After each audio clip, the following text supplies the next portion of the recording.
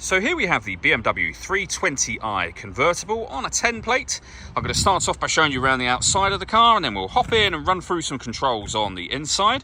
From the outside though, you can see it's a two-door car with alloy wheels. I'll start off showing you inside the boot, and then we'll work our way around the rest of the car from there. As we approach the back of the car, you can see that we've got reversing sensors.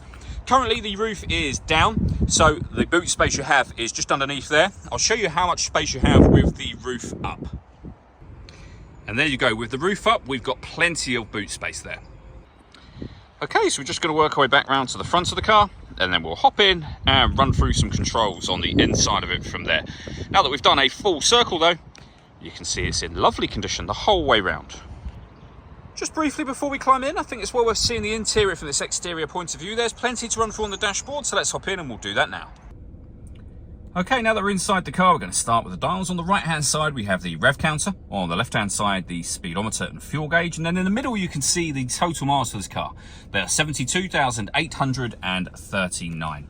So low mileage for the car's age.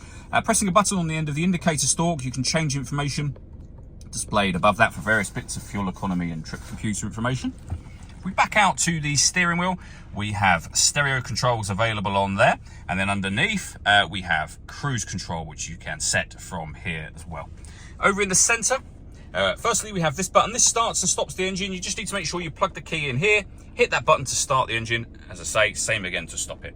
And then below that, firstly we have the stereo for the car, so you can adjust the volume.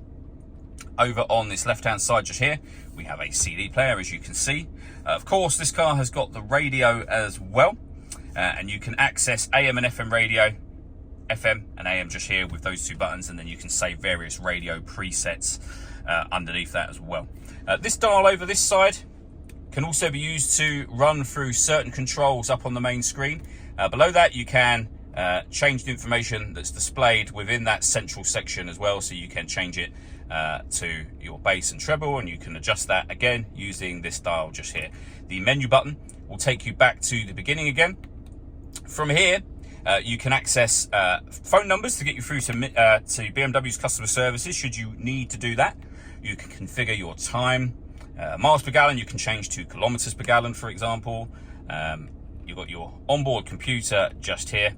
And then you can search for your phone in order that you can use it. So if you hit search, follow the instructions on your phone, you'll then be able to pair your phone and use that to make and receive phone calls as well. Beneath that, we have dual zone climate control. So you can adjust the passenger temperature, the driver temperature. You can increase or decrease the fan speed. You can determine what direction you'd like the air to be distributed in. The air conditioning is on at the minute. That's off, back on again. Or you can hit auto. If you do that, the car will take control of the fan speed and the direction of the air to maintain the temperatures you've asked for. Press auto again and you'll go back to whatever setting you had it on previously.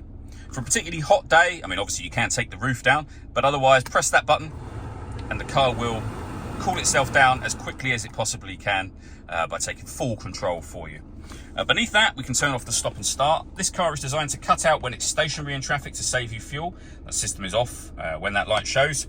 We have some storage down here and a 6-speed manual gearbox as well. The last thing I'll show you are the roof controls. So pushing the button this way will shut the roof, and lifting it upwards will open the roof. And as I say, I'll show you that right now.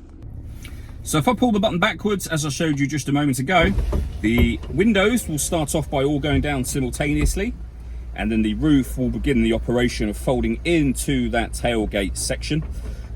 Once that's done, you can take your finger off the button if you wish to. If you keep it on the button, all 4 windows will go up simultaneously as well. But that is the roof section of it done.